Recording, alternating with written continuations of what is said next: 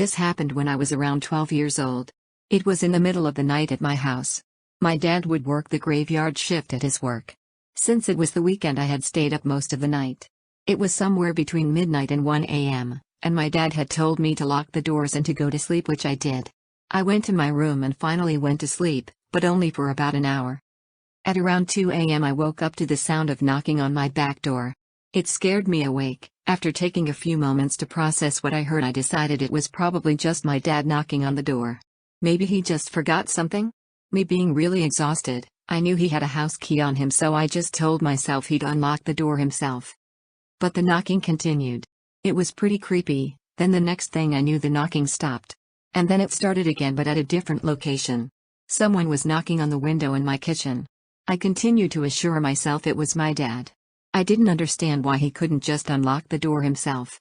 He always had a key on him. I felt pretty freaked out, so I wasn't answering the door. If anything, my dad would call me to open the door on my phone, which was next to me. The knocking started again at another window. I was terrified now. Too scared to get up and check who was out there. The knocking wasn't stopping, and the next thing I know, the knocking moved to my front door, at a harsher level too. That's when it hit me that I couldn't move. I was frozen in fear. I couldn't scream or talk, or move any muscle. My heart was dropping as the knocking moved to another window, closer and closer to my bedroom window where my curtains were see-through. I still could not move. I didn't know what to do or say. I could only stay out as my fear consumed me. I moved my eyes over to the window and my heart stopped when I saw a man peering through my window. A tall man with a dark ski mask. I could hardly make out the details because it was so dark, but I think his mask had some sort of skeleton design on it. He tilted his head slightly. I tried to scream, but nothing came out of me. I closed my eyes hard and started telling myself it's not real. Over and over again. I opened my eyes and there's no one there. I sighed a relief, until I heard a loud whisper tell me, "I'll cut you." Everything suddenly stopped. I couldn't finally move again not long after. I really couldn't sleep anymore that night. It didn't feel like a dream. I've never experienced sleep paralysis before. And everything felt so real. I don't know what had happened. But I pray I'll never have to experience that again. It was one of the most frightening moments in my life that I've ever dealt with. I think it was real. I was home alone that day, so nobody could back me up. But the following morning I asked my dad when he came back from work if he came back earlier that day and knocked on my doors and windows. He didn't. So, I live in an apartment complex right next to a 7-Eleven, literally a 2-minute walk from my door. So, since all this quarantine lockdown mess, I've been staying up later than usual till maybe 2 or 3 a.m. most nights. So, last night a little bit after 12, I had a taste for some chips and decided I'll just go across the street to 7-Eleven, which I go to regularly. So, I make my way over, and on my way in I had to pass this man who was browsing on the red box kiosk. I don't think much of it. I go inside, get some snacks, pay, head out the door. As I'm coming out, the red box man is literally staring dead at me with these scarily bright, light blue eyes. But, not wanting to freak myself out even more, I say to myself maybe he's zoned out and in deep thought. I wander into la la land myself sometimes, so by thinking that, I was trying to make myself more comfortable having to walk past this strange man. So I'm headed back into my apartment complex, which on this side of the street, has a creaky gate door. I realized as I was walking I never heard it slam behind me like I always have before. I look back and this man is right behind me. Not close up on me, but still. Definitely following. Once again, trying to ease my mind, I'm thinking he must be going home, but I also noticed, he didn't have any disc in his hand for as much as he was at the kiosk the whole time I was in the store, taking my sweet indecisive time. So, not wanting to come off as scared, I keep my same pace, but I probably should have sprinted, because forget being nice. Anyways, I'm literally just a few steps away from my door, which is upstairs, and the man randomly calls out to me, "Hey, do you have a lighter?" Out of instinct, I turned my head to the fact I knew someone was speaking to me and responded, "No, I don't, sorry." I didn't want to just go up my stairs, because I didn't want to let this man know exactly which apartment I live in, so I was planning on walking around until I lost him, but he asked me another question. "Could I use your bathroom?" I tell him, "No, sorry, my roommates probably wouldn't be comfortable with me letting someone in this late. I don't have roommates, but I damn sure didn't want this man getting any ideas thinking I was by myself." I keep walking, but this man was still following me. I simply ask, "Do you live around here?" And he tells me I have a buddy that does, and he was supposed to meet me across the way there, but maybe he fell asleep. I never been here before, but I do know his door is number 201. Could you help me find it? 201 is, actually, my door, and if he had a friend that lived over here, why is he asking to use my bathroom? I knew this man was lying and up to something. I quickly came up with 201. That should be right past the pool, right next to the laundry area. My friends are waiting for me, so I should get going. My gut told me to head to my car though, because what if he watched where I was going and decides to give me a surprise later on? No. I watch too many movies and read too many stories on Reddit.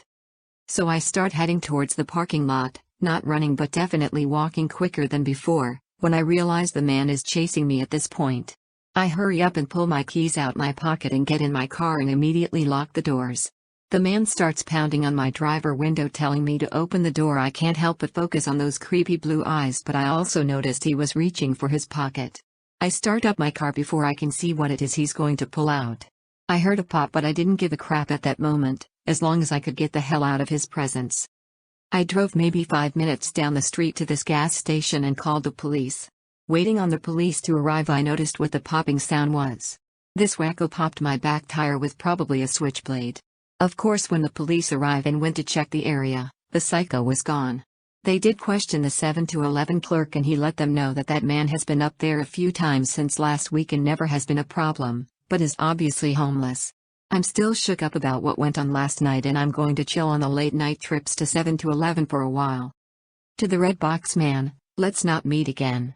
But, if we do, I have a taser on its way from Amazon. Try me. This was over a year ago, so I'm safe now. I had broken up with my now ex back in January of 2019, my doing. I was angry at everything and had joined Tinder. Talked to a guy that seemed pretty cool, and was quite attractive. I talked to him quite a bit, and took a lift down to where he lived.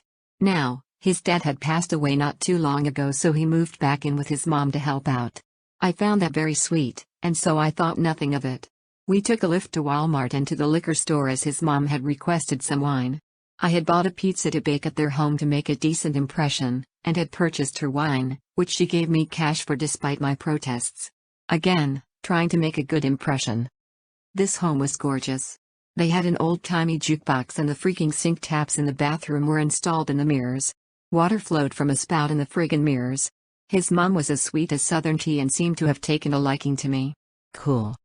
So this guy had been messaging his quote-unquote lesbian best friend, who we'll call C, and explained to me that he had helped her out after she broke her ankle and such.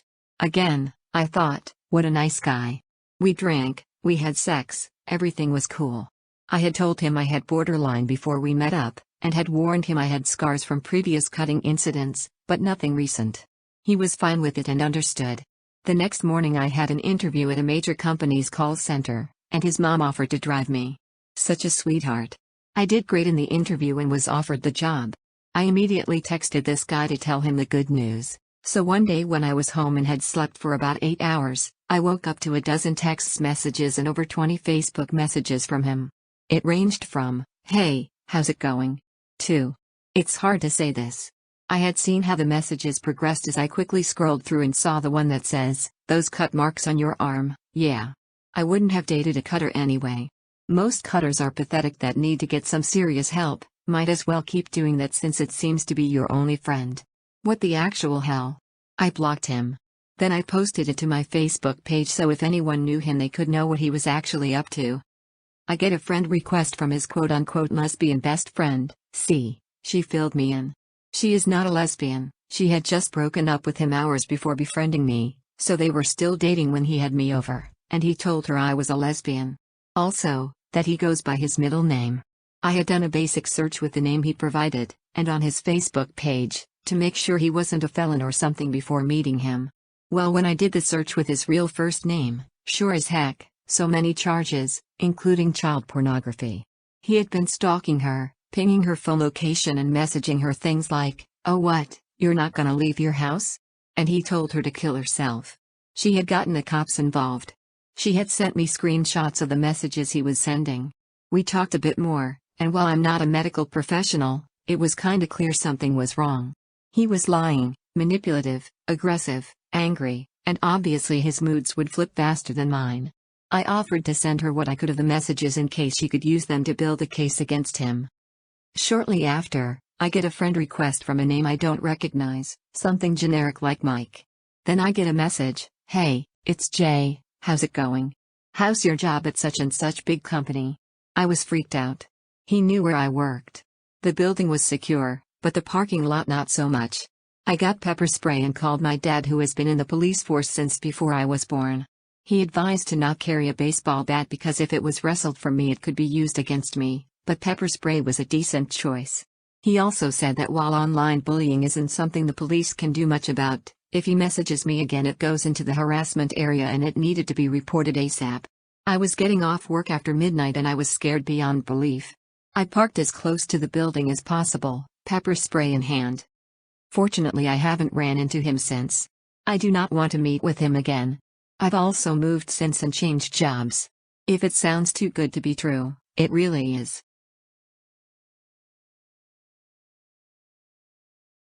Thank you for listening. If you would like to hear more, please consider liking the video and subscribing. If you have any specific stories you would like shared or read, feel free to message me.